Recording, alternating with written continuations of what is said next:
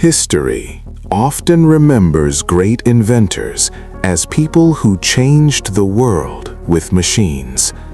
But sometimes, there are individuals whose ideas go so far beyond their time that the world around them is not yet ready to understand them.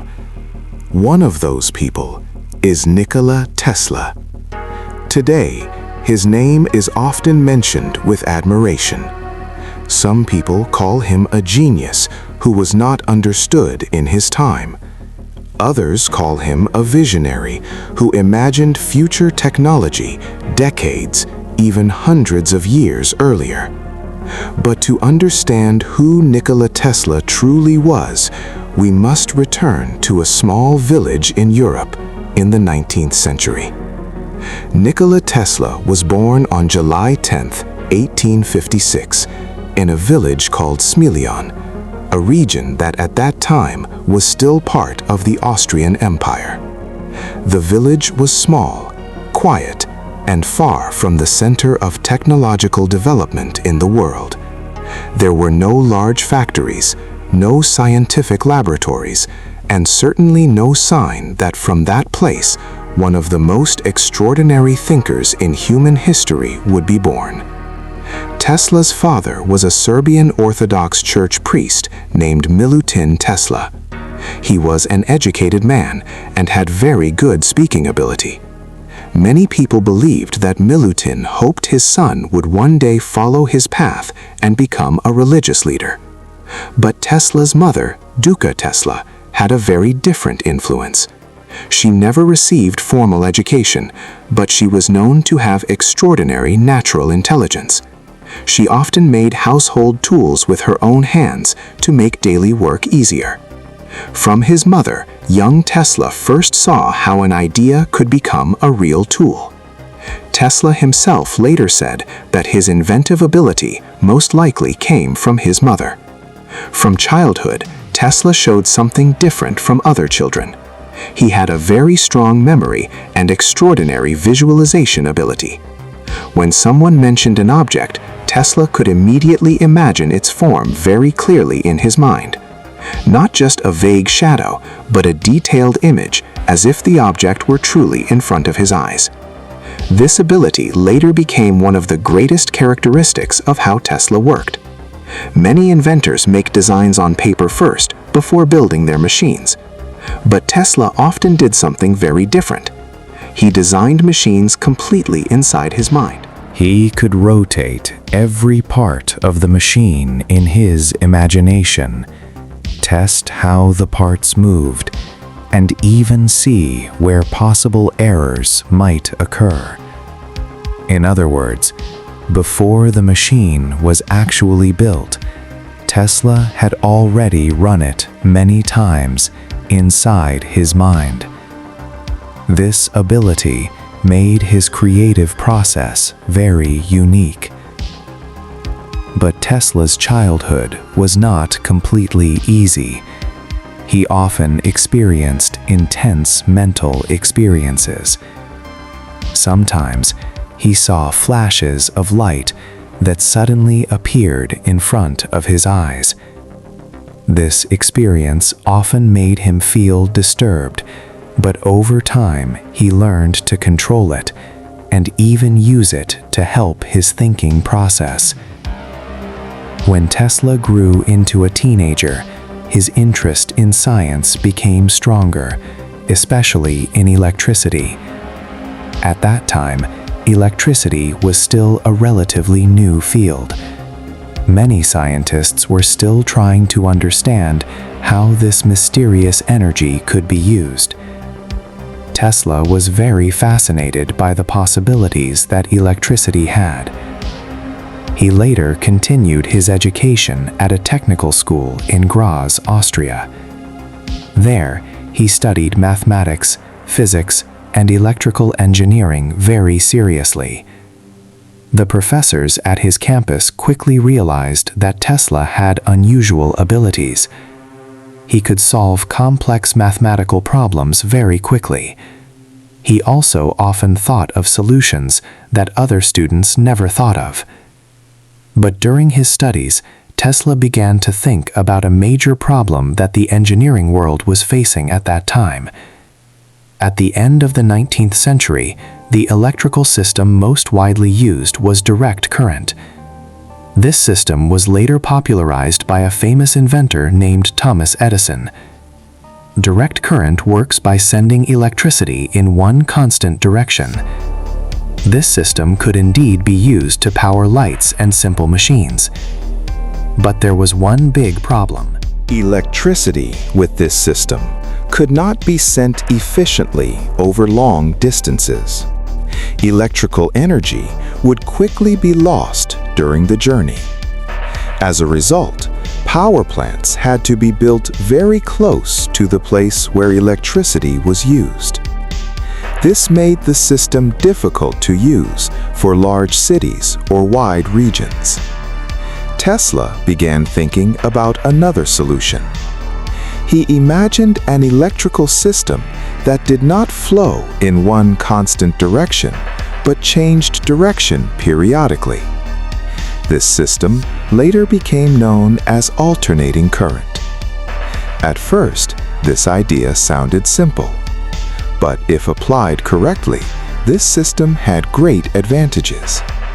Electricity could be sent over long distances with far less energy loss. This idea would later become one of the biggest revolutions in the history of electrical technology. But at that time, Tesla was still a young student who did not yet have great influence in the scientific world. After several years of education, Tesla's life began to experience many changes. He worked for several engineering companies in Europe. In those places, he began to gain direct experience in the world of electricity and machines. But Tesla felt that the greatest opportunity existed somewhere else. The United States at that time was experiencing an industrial explosion. Cities were developing rapidly. New technologies appeared every year. For many inventors and scientists, America looked like a place where the future was being built. In 1884, Tesla finally decided to sail to America. When he arrived in New York, he only carried a little money, a few clothes, and a letter of recommendation. The letter was addressed to a man who, at that time, was already very famous in the world of technology. His name was Thomas Edison. In the letter, there was a simple but very interesting sentence. "I know two great men. One of them is you. The other is the bearer of this letter." When Nikola Tesla began talking about alternating current, he was actually challenging the entire foundation of the electrical industry that had already been built by Thomas Edison. At the end of the 19th century, Edison was one of the most famous names in the world of technology. He was known as the inventor of the successful incandescent light bulb and as an entrepreneur who built the first electrical network in the United States. Many cities began installing electrical systems based on direct current, developed by Edison's company. This system did work. Lights could turn on, machines could run, and society began to feel how electricity could change everyday life. But behind that success, there was a major problem. Direct current was not efficient for transmitting electricity over long distances. Every few kilometers, a new power station had to be built to keep the energy flow stable.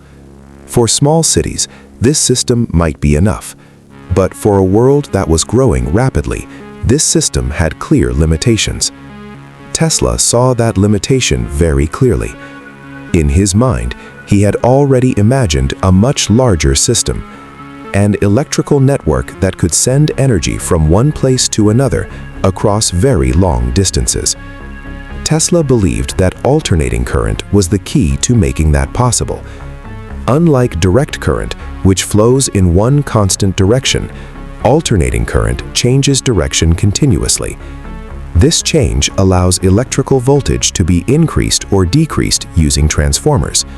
In that way, electricity can be transmitted at very high voltage for long-distance travel, and then reduced again before being used by homes and factories. This idea seemed simple to some people, but at that time the concept was extremely revolutionary.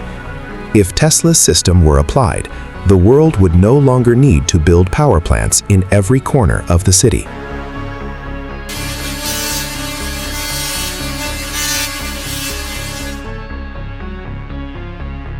One large power plant could supply electricity for a very wide region. But this revolutionary idea also meant a major threat to Edison's business.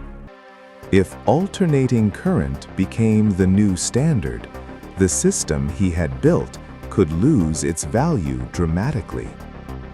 This was the beginning of the major conflict, later known as the War of Currents.